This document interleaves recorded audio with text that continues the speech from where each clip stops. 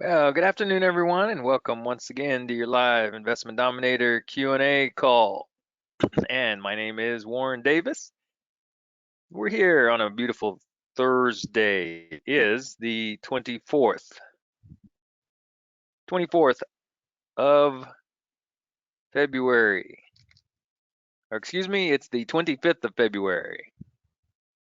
25th, Thursday, the 25th of February, 2021. And we're here to get your questions answered. And hopefully, want to say welcome to those of you that may be here for the very first time. And welcome back to those of you that have been joining us on a regular basis. Hopefully you can hear my voice and you can see my screen. We have the LPG deal flow up. We just finished today another wonderful session with the Investment Dominator Maximizer Workshop, where we had a pretty good turnout of folks and going to have some new people starting in the land flipping world. Just by way of announcements, we're going to be having another 2.5-day workshop. We're done for February, but we'll be having the other one start March, the 30th of March, and that's 2021, and it'll be on a Tuesday. They always run Tuesday, Wednesday, and half day on Thursday. And we have needed features of the Investment Dominator. Sure would welcome you coming out. But those of you the first time, just so you know how to get your questions answered. You see, we have the LPG deal flow up, and to get your questions answered, we want you to type in your questions into your box here that you see, and hope everybody can see my screen. Send me your questions just by typing them in, and again, put in if you have a question and a colon, and then state your question, or you can type in the word question, or you can put in just a question mark and then state your question. It always helps me to distinguish between questions and comment. So again, we appreciate you being here today, and as usual, we're going to start with our backlog of questions so that we can make sure anyone that they're waiting for their questions to be completed. We're going to make sure that they are listed and they are answered. Okay, so when we do post this, well, I'm about a week behind in posting the webinars that we've already done. So if you'll be patient, we'll get those caught up. We're currently out of our normal office and we're in a time and enjoying some time away, but we didn't want to cancel this call, so we're scheduling it anyway, and we're going to go through with it here. So I'm just saying that to say some of my controls are a little bit different, but we should be able to maneuver just fine here. So again, this is the 25th, 2021, and Thursday, and we want to say welcome to you that are here. Now we're going to knock out that was one that was in the backlog. It had to do on the Investment Dominator with in our marketing section. We had, and let me bring in my Investment Dominator screen here. In our marketing section, we have some new function that we wanted to make sure folks understood that they have had some questions about. And let me see, we have there's very few of us on the call today, but that's okay. We're going to have a chance to maybe give you a little more specialized attention there, which that's not a bad thing. So a lot of the folks that have been coming and joining us on finishing up the 2.5-day workshop, I stepped so that I could make sure I'm on this particular call today. Okay, in our marketing section, we do have a piece of functionality it's not brand new, but we had some questions around this particular functionality, the new prospect script. And what I want to do is I will answer this question here. I will also create an article for how the new prospect script actually creates a task for you in your Investment Dominator. So I'll go through a real quick demonstration here. All right, and it's going to be an article that should be published by the end of this month, so that you'll be able to actually, reference this article in Investment Dominator and see exactly how it works. Because the question has been, how does the new prospect script actually connect to your tasks list in Investment Dominator? Okay, and so let's see. Okay, so actually this is going to be an article on how the new prospect script creates a task in Investment Dominator. And so as you can see here, I'm under my marketing function within Investment Dominator. And when I click on new prospect script here, this script is for those of you that may have land under contract and you actually want to be able to talk to a buyer and you want to know the questions to ask and you want to know the order of the questions. So I'm going to walk through as if I had a buyer on the phone with me that called me and is interested in a piece of property that we have. The new prospect script, as you bring it up, says, "Hello, this is Warren, and how can I help you?" And the prospect will give you their name. And let's just say they say their name is Harold and it's Williams. Okay, so thank you for contacting us, Harold. What property are you interested in? Now you notice how the new prospect script, as soon as I type in the first name, it fills in my future correspondence here. Thank you for contacting Harold. So it fills and asked him which property he's interested in. Then this is a actual drop down of all of the property that we have for sale here. And let's just say Harold says, "Oh, I'm interested in the 0.39 acre parcel in Lehigh Acres." So as soon as I selected that parcel, you notice it fills in all of the details so that while you're on the phone with the potential buyer, you can actually go and view the listing, which is going to come right from your selling site right here. So then I say, awesome, let me pull up the details for that. While that is pulling up, what's a good phone number for you should we get disconnected?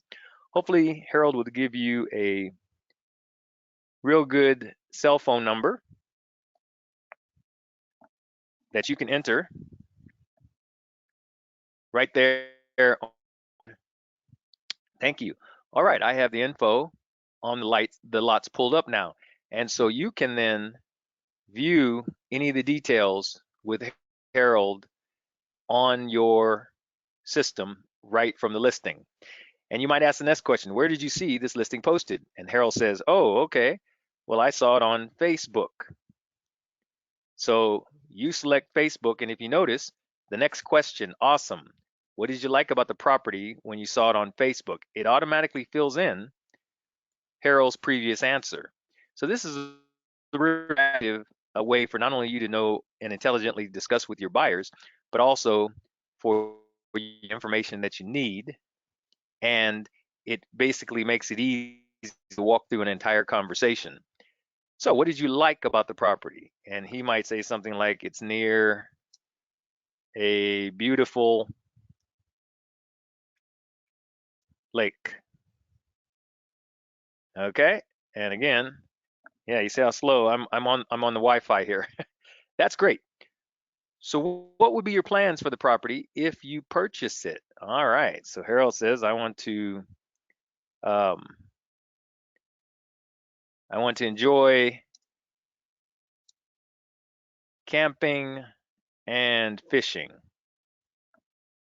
So this is where you really have to pay attention to what you're saying, because all of this information is going to be translated into your marketing so that maybe you don't sell Harold this piece of property, but you have another piece of property that Harold could enjoy, that his camping and fishing. So I see, yes, this could be perfect for that. Just out of curiosity, if you were to purchase this property, how much do you have to put down? Now, we're assuming here that Harold may want to be open to a seller financing deal. If he is, then you would continue with these next two questions. If Harold, he might have our buyers will say, well, no, I don't need seller finance, cash for it. But if Harold's one of those that wants to do seller financing, so how much do you have to put down? And Harold says, oh, $2,000. How much could you afford to pay each month? Harold might tell you $350. That's if he's interested in seller financing. If not, that's no problem. You just would leave these two fields blank. Have you had a chance to visit the property yet? Most of our buyers have not had a chance to visit the property when they're calling us. They're just really interested in the property. And based on our conversation, they're going to decide to go out to actually view the property. So I said, have you had a chance to visit the property yet? If he says no, said, here's what I can do. Let me email you the complete property report and directions to the lot so you can check it out. What's a good email address for you? I can send that to. See, this is where you're gathering his contact information. And he might say, oh, okay, Harold, and it's Williams 53 at gmail.com.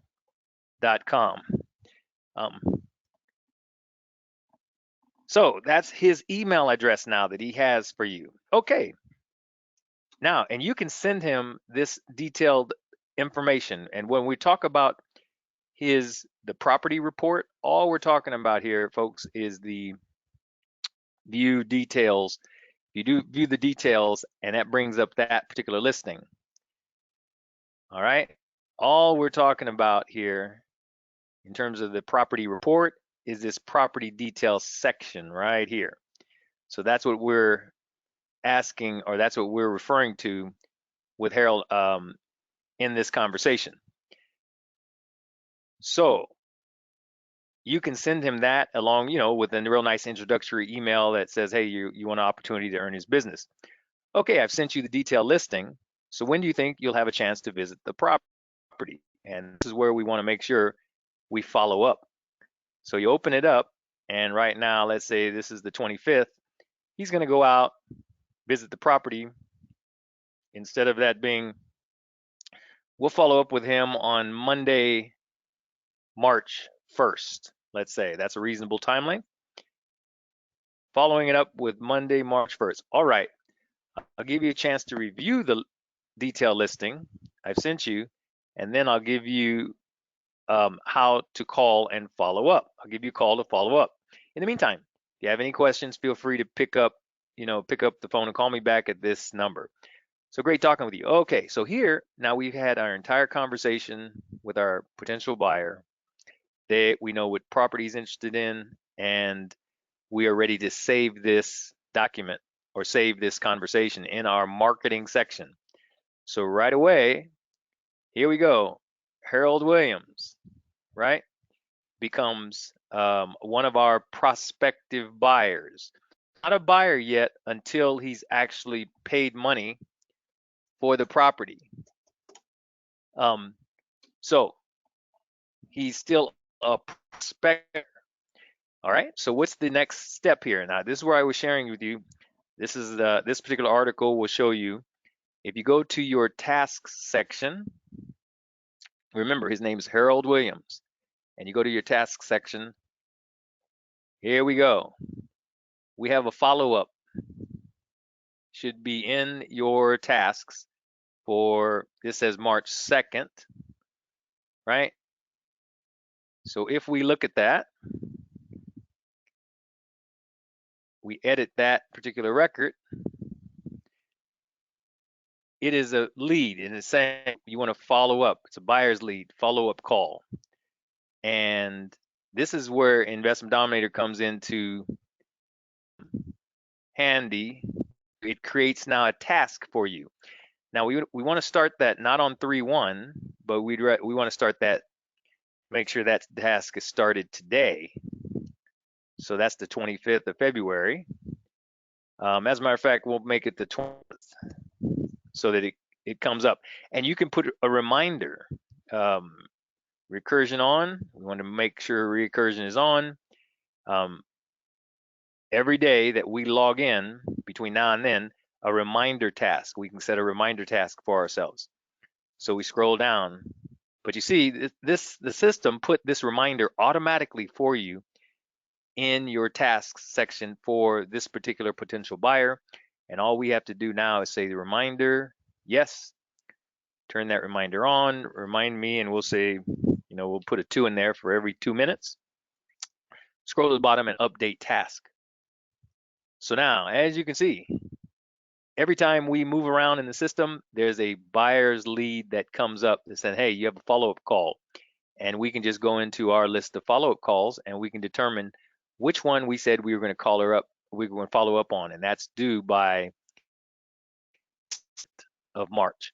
So that is simply within Investment Dominator how, starting in your marketing section, using your new offer, using in your Investment Dominator, using your new prospect script, how that ends up as an actual task in your Investment Dominator. Okay,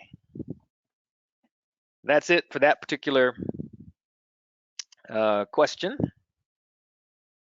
And like I say, that's going to be one of our articles that we'll be publishing, so you'll be able to review this again after we get that article published, hopefully by next month. For company information, here we had another question from one of our students that said, in the company info, we set up Ring Central. If you set up Ring Central or Grasshopper, how to handle if a neutral letter customer presses extension 2. Okay. Who exactly? It doesn't say who exactly sent this question in. Setting up Ring Central. Some of our questions we actually get from the ticketing system. People actually send in tickets. So setting up Ring Central or Grasshopper. How to handle neutral letter customer. Okay, a neutral letter customer that may press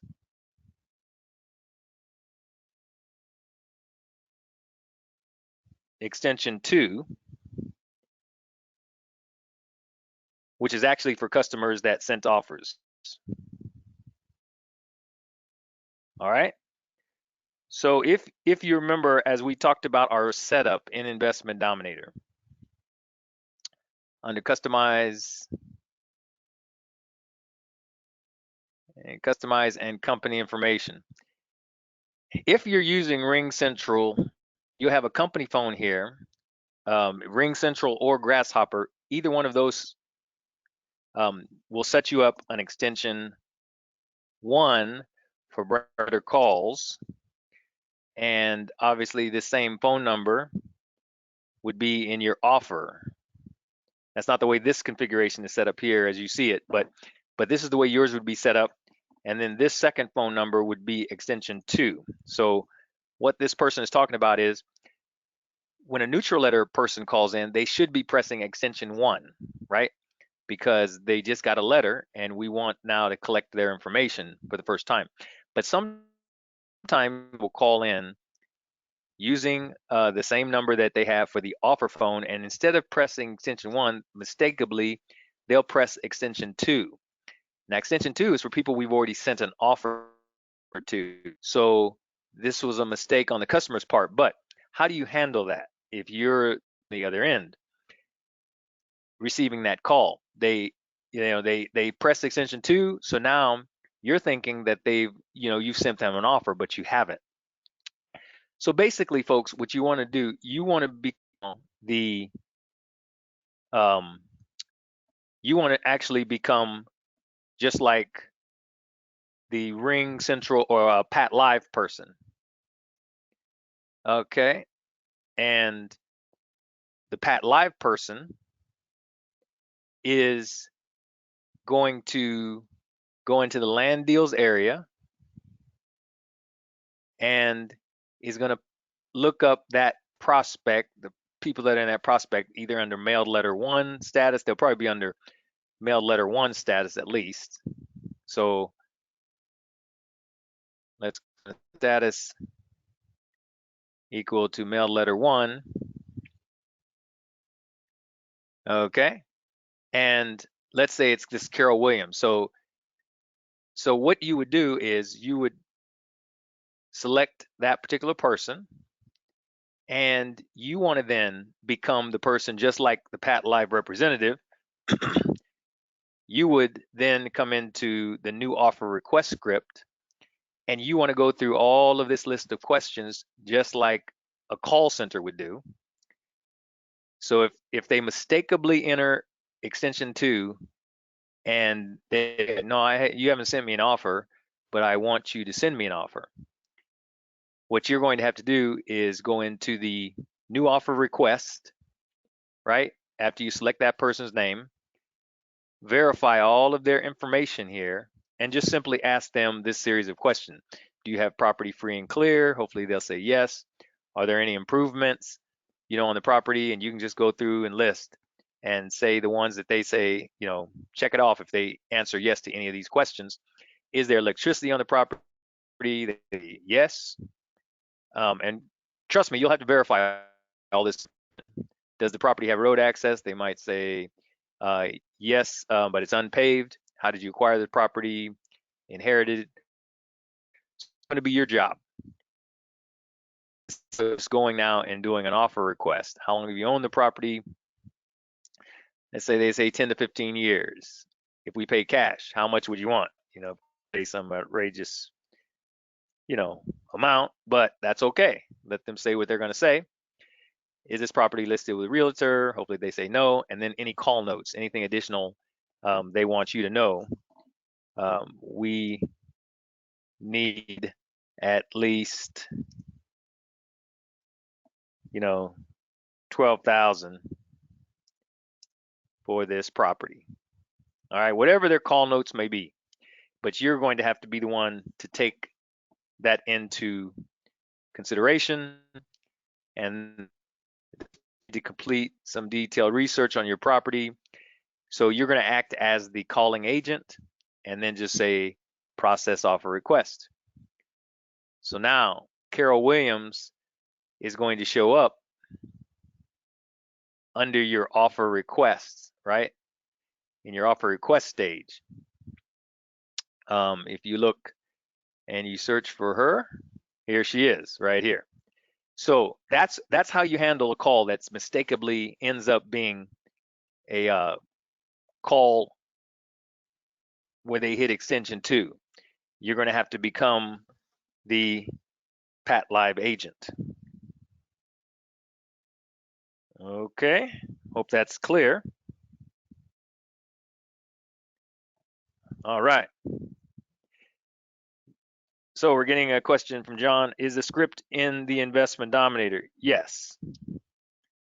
Yes, this is what I just showed, John. It's if you under the prospect status and records that are in letter 1, right? Mail letter 1. We search for those. That's where I started. Yeah, was any mail letter 1 records. Then we come over here to the new offer request script. Oh.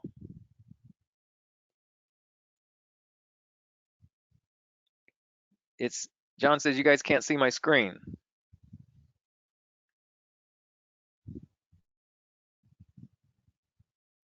Oh, I'm so sorry. Wow, how long has it been? How long has that been paused? Okay, all right. Well, I'm gonna have to go back. Oh, wow. Okay. Well, let me step it through real quick again. So the person comes through. They press extension 2. You get them. You can see the screen now, right? Hopefully you can see it now. Okay. Sorry about that. new offer request script, and you just step through all of these questions so that it becomes clear, all the questions you want to ask this person, and you fill them out, complete them. Like I said, is there electricity? Do you have property access, etc. Put in any call notes, and then finally,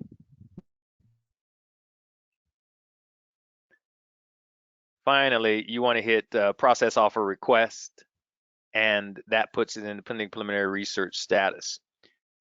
So thank you for letting me know that. We didn't have that on the screen. I'm not sure exactly what happened because it was said it was sharing it first, but we'll keep an eye on that. Okay. All right. So another question that we had from the group, we'll look at it and see what date it was. I think it was either this past Monday or last week. Let's say, yep. See, I'm not in my regular office, so this is everything looks a little different. Question we had was if you ever feel the need to override the PS line from the company info. Okay, that's okay. Let me get that one. The script NID. Okay, so if you ever need to feel to override the PS line from the company info, how do you do that? All right, to override that, and what this person is speaking about these questions must have come in through the ticketing system because I don't have names for any of them. But in any case, under prospect, if we generate a document, and we're talking about here intro letter, okay, it's taking a minute here.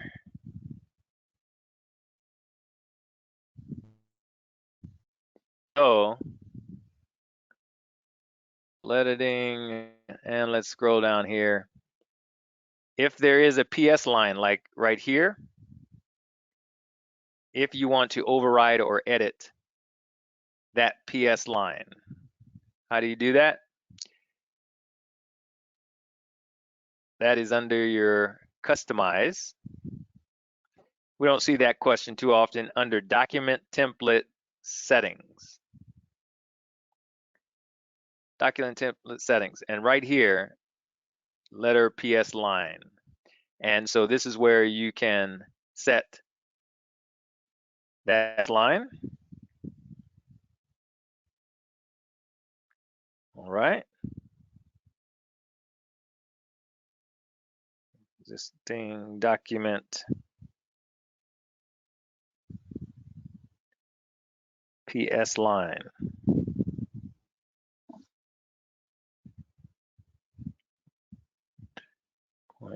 10. Okay. All righty. Moving along here.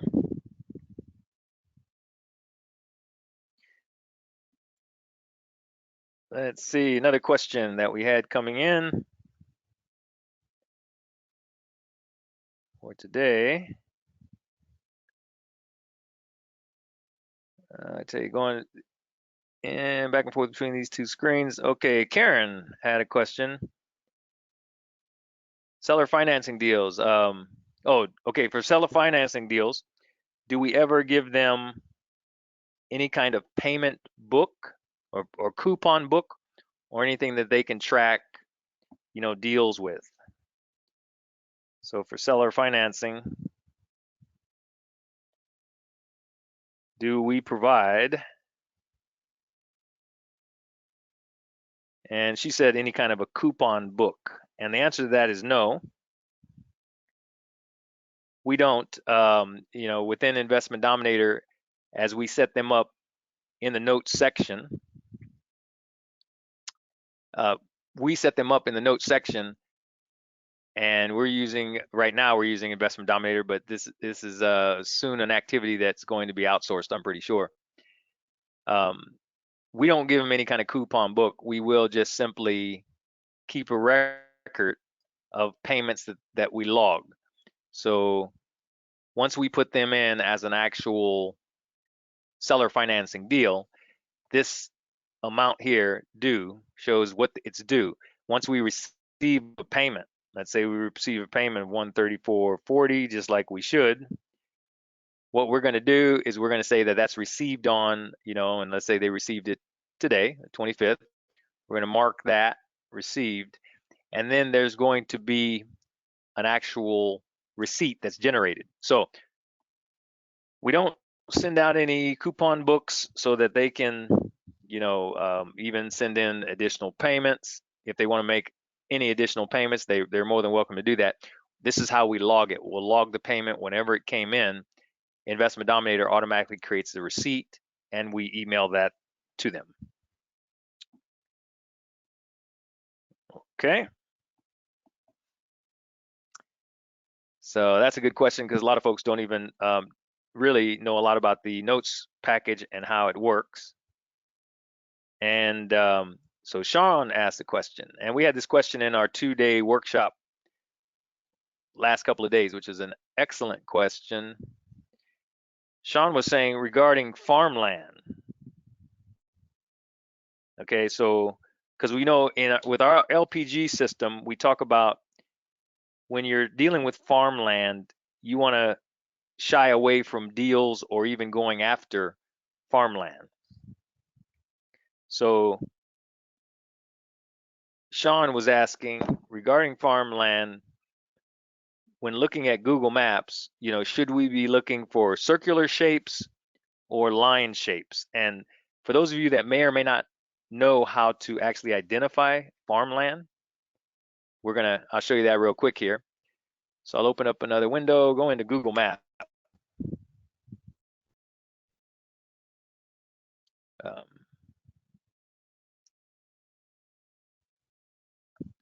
Google, oh my goodness, maps.com. Okay, so you go into Google Maps, and he's saying what types of shapes should we be, should we just be looking for lines or circular shapes?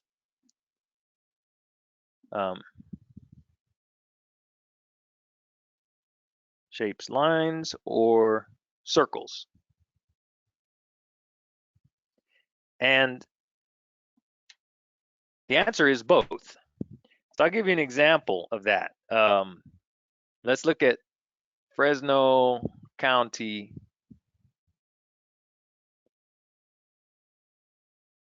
California. Okay, Fresno County, California. I'm gonna go right into this. Now this is when you're a part of your analysis for when you want to look for a, right? So, and again, this is a little bit outside of Investment Dominator, but it's a very important question to answer. So as you can see, I have my outline of my county here, right? This is Fresno County. I always look at the satellite view. That previous one was the map view, but as I look at Fresno County and as I zero in on Fresno County, so he's asking, should I be looking for the line or circles? And we're saying both. If you can see here down in this corner, we have some circles, right? So that still is farmland. From what we just recently learned, that's irrigation. The circular ones are irrigated farmland. But the rectangular ones, as I get closer and closer, as you can see the lines, right? This is how you tell farmland. This is all farmland, and it goes for miles, literally miles and miles and miles. Farmland. These circular ones, these are the irrigated farmland So if you county that see some of these counties like this in Idaho, you'll see a lot of farmland. These lines represent, these are the lines the tractors make, right? Um, for a property. So you want to stay away from sending letters to counties like this, right? Because farmland is associated with someone's livelihood. They're not going to sell us their land for pennies on the dollar because this is how they make their living. So chances are, if you get a county that has a lot of farmland, as you see this one, it's going to be very, very, very difficult to have anyone even respond to your neutral letter, let alone if they do respond, they want to get top dollar if they're going to sell their livelihood land, right? So the chances of you getting land under contract in a county with so much farmland is very, very slim. So that's why we say, and I want to make sure you show you a county that's like that, because you don't want to deal with that. Trust me.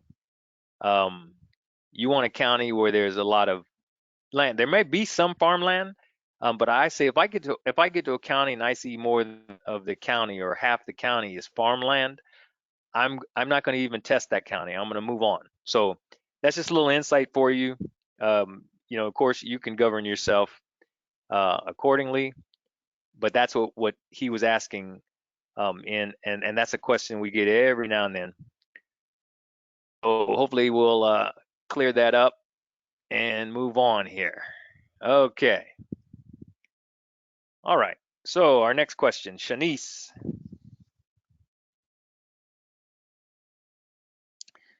Shanice was asking regarding, is the market value really market value, or is it actually assessed value? That's another good question. And we had that question in our 2.5-day workshop for data tree. Now, if data trees are recent integration into the Investment Dominator, just for those of you that may or may not be familiar. And is the market value really market value? All right, let's check that out. So under land deals, you go into import. See, you have two options here now. You can import your CSV file, or you can get data directly from data tree. So once you select get data from data tree, now you have to select your new data criteria. Now this gives us this message, obviously, because for this account, we haven't purchased any records from data tree. Those of you that are interested, these are your different plans. And this is data now that will come from a list source provider called Data Tree. It will, like for $47, you get 470 records. It will come directly into your account, into your Investment Dominator, without you having to have the list scrubbed. You don't have to send away to a county. It will come directly from the list source or lead source provider. And let's just say that I have to set something up here so I can answer the question specifically.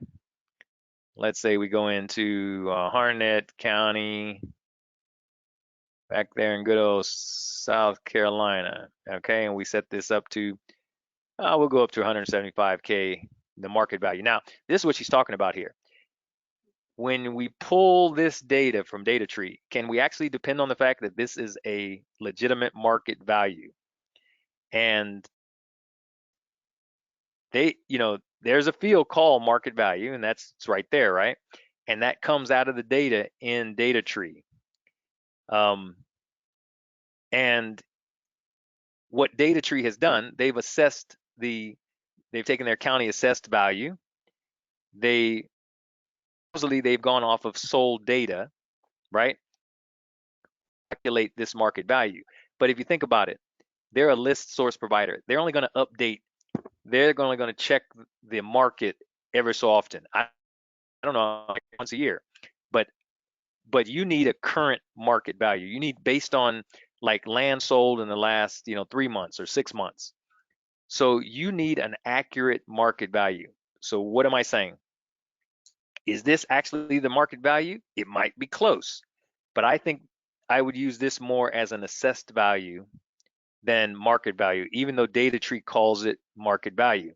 For me personally, the only way I know for sure that I have market value is that I take this, whatever parcel I'm dealing with, the 2.5 acre parcel, and I go into the market and I find other 2.5 acre parcels that have sold recently, and whatever they've sold for, I'm going to then record that as my market value, especially if they're within, 2, 3 miles my parcel that I'm looking at. I'm going to go into Zillow and I'm going to get my actual comps.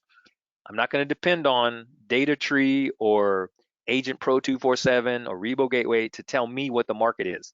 I'm going to actually check it for myself. So just a word of advice for you. I would not take Data Tree's word that this is the actual market value when it comes back from your server. I'm going to always check comps. All right. Um, just my view and my opinion of it, but you are the captain of your ship, so you can govern yourself however you may choose to do. So, and you won't be too far off even with their market value, but I'm just not going to hold them to that. All righty, let's see. Let's move on here. And let's see. Jack had a question. I don't know which Jack this is. Regarding the addressing of envelopes. Is it best to show a written envelope, even if the cursive writing is a stamp? So he's talking about, through a mailing house like ITI, which is letterprinting.net. Jack is saying regarding when you address the envelopes, we already know that if you could write on every, write your name and write the person's name, write their address, that's going to give you your best open rate. But who has the time to, if you send out, 1,000 letters, who's going to sit and address all of those by hand?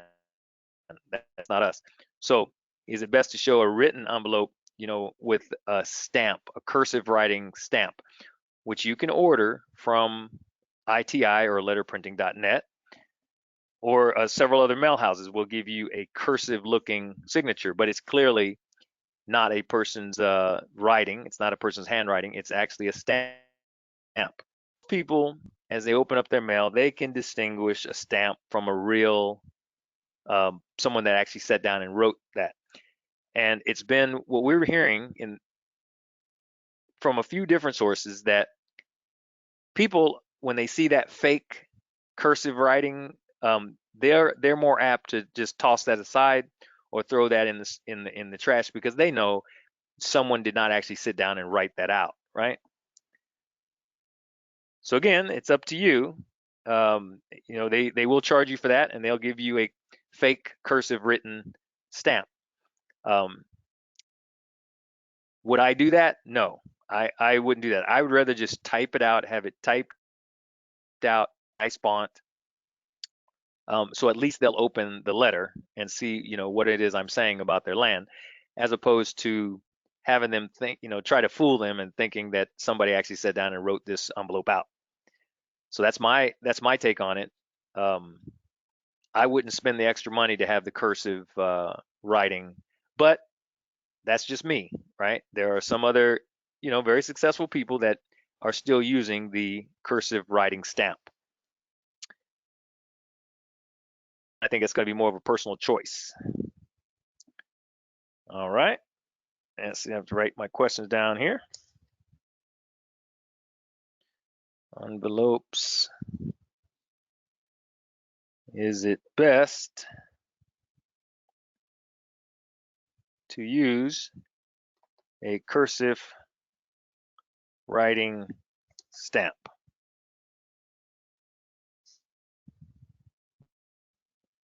All right. Very good questions.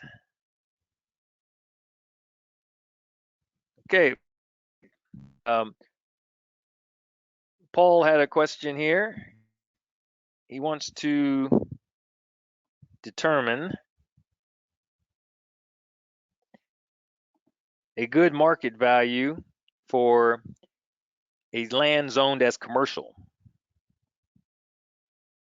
So how to find a market value for commercial land.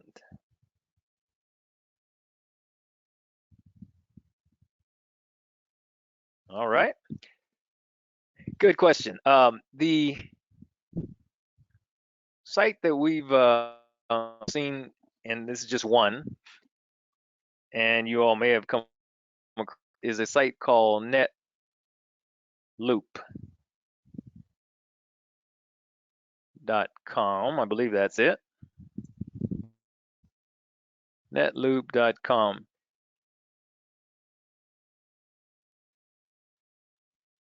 No, that's not it. That's not it. That's not the site. I think it's LoopNet, not NetLoop. LoopNet.com.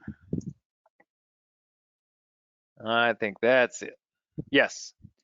So if you have land that's zoned commercial, and you'll come across this in your, as you put out lots of different letters, if you come across a piece of property that's zoned commercial, this is a good site to look at to actually determine the value of that commercial property. So that's what he's after, is determining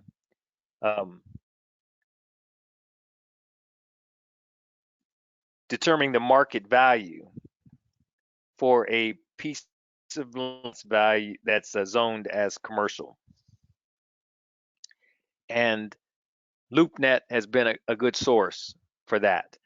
From what I understand, it's not one of the most user-friendly sites, so I'm not going to give you any demonstration on how to use LoopNet, but it's a good source for you. And worst scenario, you can always call them, or I should say contact them. Hopefully they have some kind of a place where you can actually talk with them or correspond with them, so they can show you how to use their site.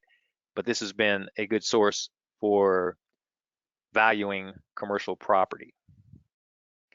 Okay. And that's about all I'm going to share on that part. Interesting, within Investment Dominator, you just have to go to the back button, I guess, cancel this data tree functionality.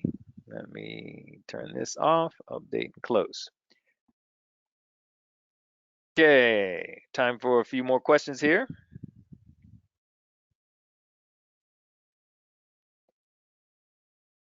I know we're kind of all over the place here, but these are the way the questions. We're just going to answer them one at a time. Are you using? This is a Sam. Sam asked, "Are you using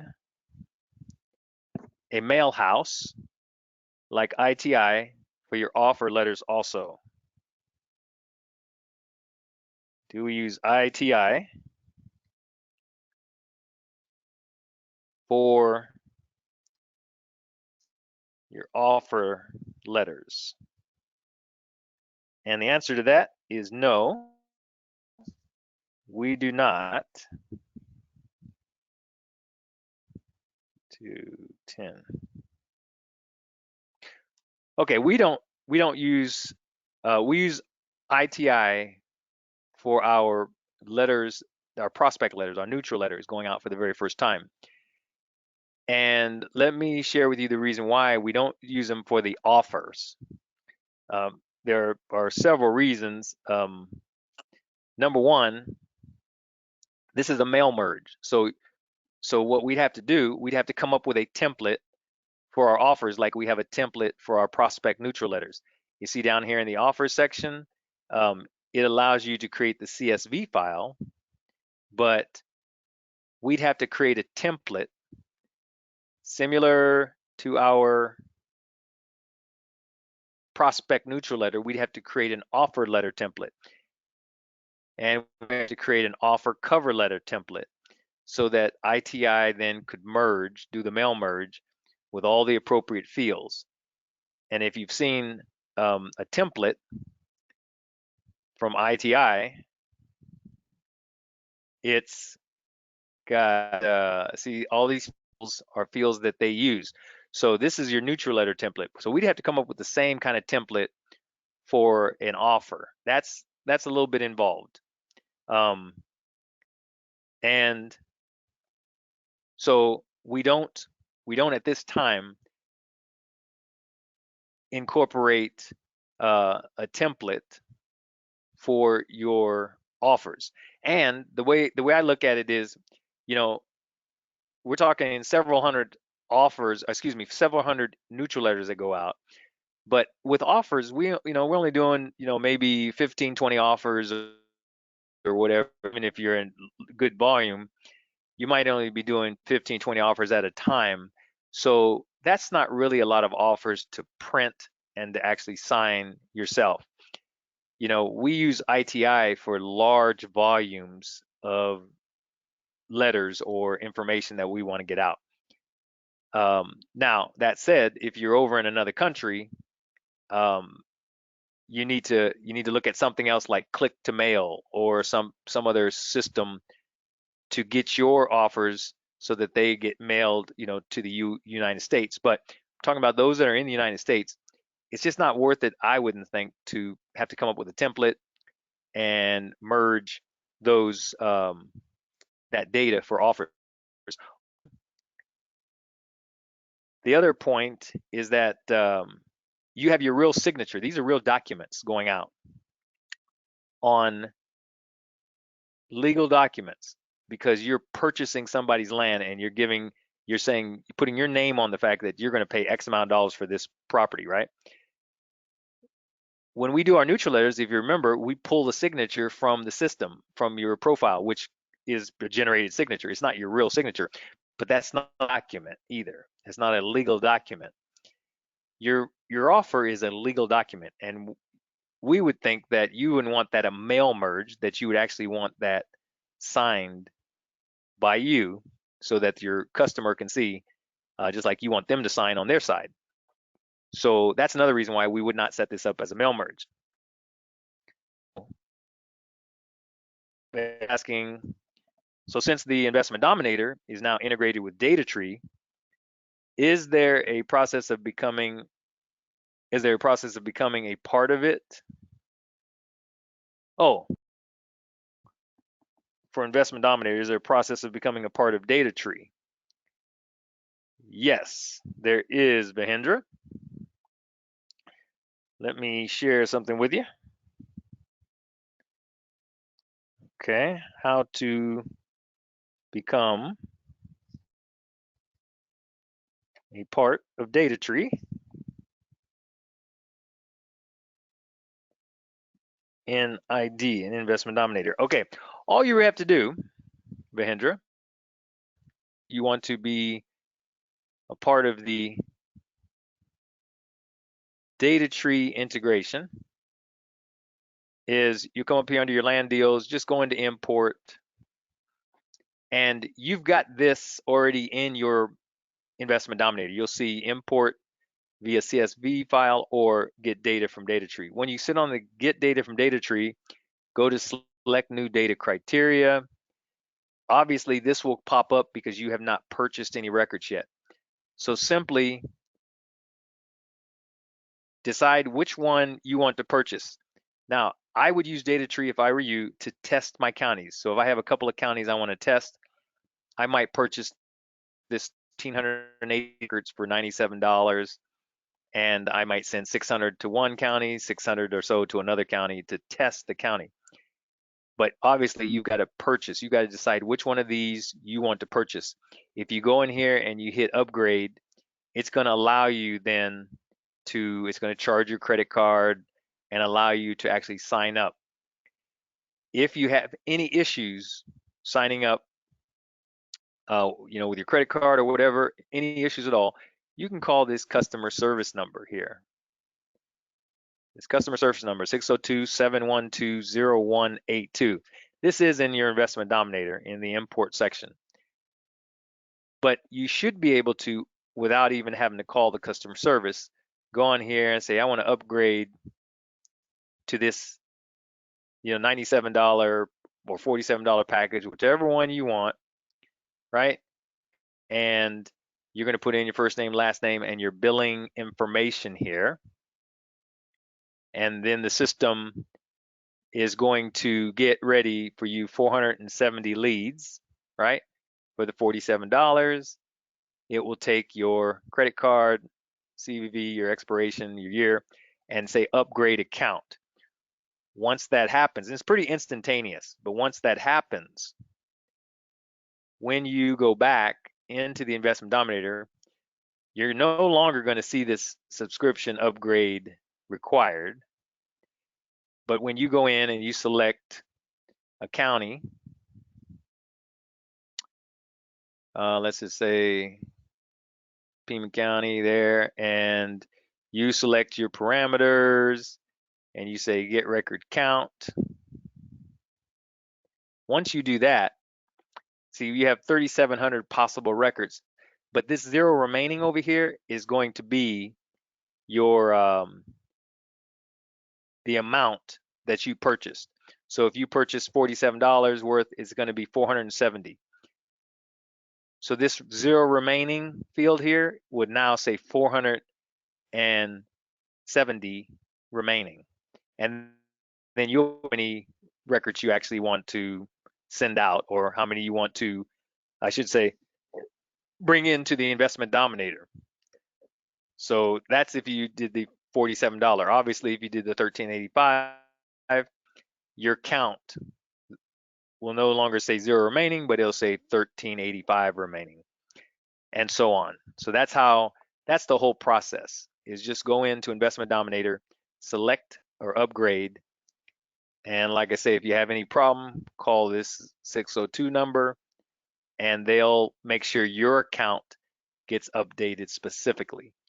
And DataTree does tie their activity to your account, which is this CRM number dash whatever the number is there. That's your unique account number. And that's basically how you are going to be set up with DataTree. And hopefully that will work out for you. And as I stated, I'm going to use DataTree mainly for testing my counties. I'm not going to use DataTree like on an ongoing basis to pull my county data each week when I get ready to mail, 500 letters or 600 letters, whatever, because that gets to be expensive very quickly. Okay. All right. Just a very simple quote today. We're going to end the call right here. Just a very simple quote from one of the greatest baseball players called Babe Ruth, named Babe Ruth. Said, never let the fear of striking out keep you from playing the game. Simple quote, but very far reaching. Never let the fear of keep you from playing the game. So with that, I want to say thank you all for getting on the call. Thank you so much for participating and sending in the questions. We look forward to being here with you on Monday, 5 o'clock p.m., which is 4 p.m. 4 p.m. Pacific time, 7 p.m. Eastern time, so we can get more of your questions answered. I want you to have a great remainder of your day and a wonderful weekend. We will talk to you soon, okay? Take care, everybody. Bye-bye for now.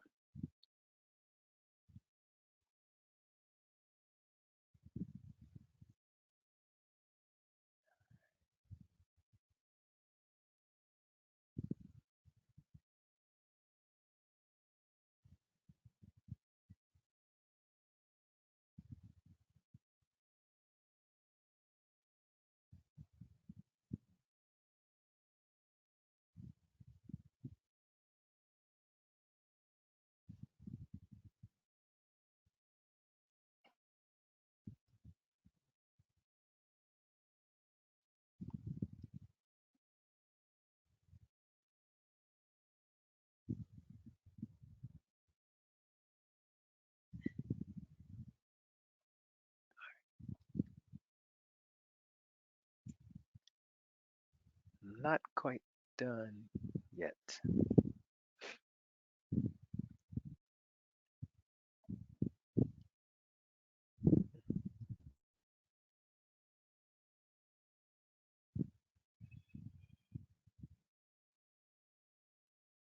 Okay, this is Warren, and this is going to be an article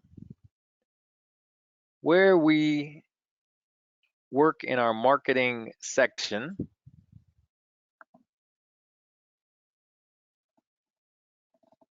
And we are actually going to be showing how within the marketing section in Investment Dominator, we're going to be showing how Investment Dominator actually generates a lead.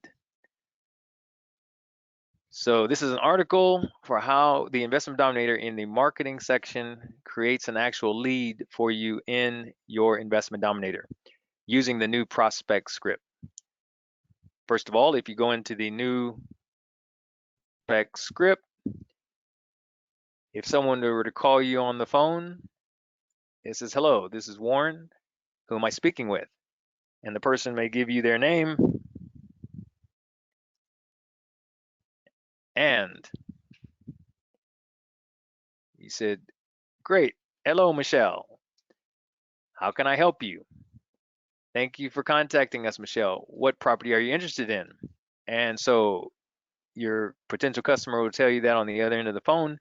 All you do is select from the drop down of all of the property that you have for sale. You want to select the property that they say they're interested in viewing. Awesome. Let me pull up the details for that. So while that is pulling up, what's a good phone number for you in case we get disconnected? Now, this is where you start to collect their information. And once you collect the phone number,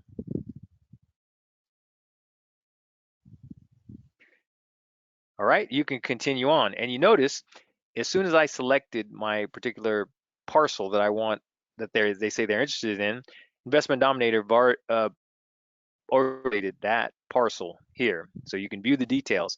And this allows you to speak very intelligently with your potential buyers. And you say, okay, all right, I have that info on the lots pulled up now. And it has pulled up your actual access to your listing. This listing posted. And if you put in some previous entries, it'll select one of those entries. And let's say Facebook. So say, awesome. What did you like about the property initially when you saw it on Facebook? If you notice, when I answered that question there, automatically populated my next question with my lead source. You say, awesome, what did you like about the property? And they'll say, well, it's near a beautiful lake.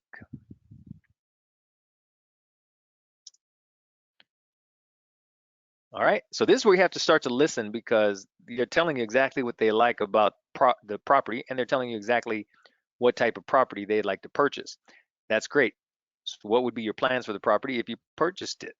And so Michelle says, well, I like to do some hunting and fishing, um, as well as camping. All right, so this again, they're telling you why they're looking for property and why there's property in your area. I see, this could be perfect for that.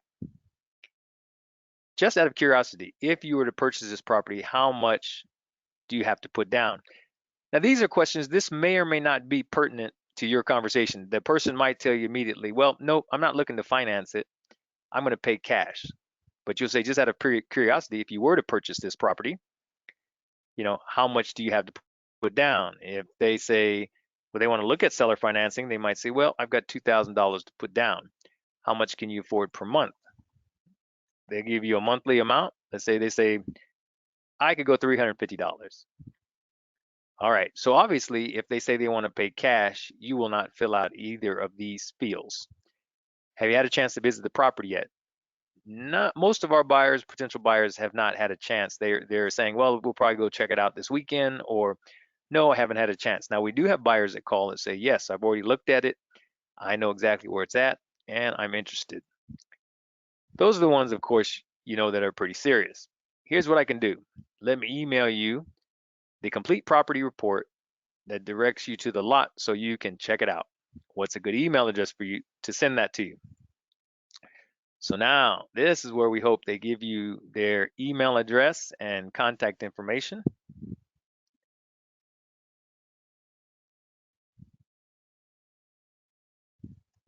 So you have their email address now. And when they're talking about the property report, what we are referring to is the report within the view details of that particular listing. This is their property report. So you might send them an email and you will copy and paste all of these fields here and any associated notes for them to access the property. Hopefully there is an actual address and they can go right to the property. If not, then you can supply them the address or you can supply them the property coordinates, and they will be able to still check out that property. Okay? So you want to finish up your conversation with them. See, with this new prospect script, it also allows you to talk intelligently to your buyers so you can ask all the right questions, because a lot of us are a little nervous when we're talking with buyers for the first time. So they say, okay, I've sent you the detailed listing and you just want to email them that information. When do you think you'll have a chance to visit the lot? And they'll give you some tentative date. Say, perfect, I'll follow up with you then. If they say, I'm going to go this weekend, then we probably want to follow up with them on Monday, March 1st. So that would be the next Monday. Within a couple of days, you want to make sure you follow up. All right, I'll give you the listing. And then I'll give you a call to follow up. In the meantime, if you have any questions, feel free to call me back, and you give them your phone number there. Great. Have a great day. Now, once you save this particular conversation in Investment Dominator, all right, come back in, hit your marketing, and you're refreshing basically your marketing tab. And that's Michelle Jenkins that just called you, and all of her information is there. Now, what I want to make sure you understand is this has automatically created a task in your Investment Dominator, right? A pending task for you to follow up here with Michelle Jenkins. So if you go in and you edit this particular record, you notice it's a buyer's lead list follow-up call. So Investment Dominator has already generated that for you. It is for this particular piece of land and it is for Michelle Jenkins, but we don't want it to start next week. We want to make sure this starts yesterday or today, and I'll tell you why. So we want to have recursion on, because we're going to give ourselves a chance to pop up so we don't forget to send that out. So we put recursion on, and we simply scroll to the bottom and say, I want a reminder, and I'm reminded every 2 to 5 minutes. All right, and then we update that task. So the point of this article is to let you know that once you put in your marketing, a prospective marketing contact, a prospective buyer, Investment Dominator automatically schedules or creates a task for you so that you can remind your own self that you have a task and a potential buyer that is interested in a piece of land that you have under contract. So then every time you log in, or even as you move around in the system, you should get a reminder task that pops up that lets you know you have some work to do. So as I log out and I log back in,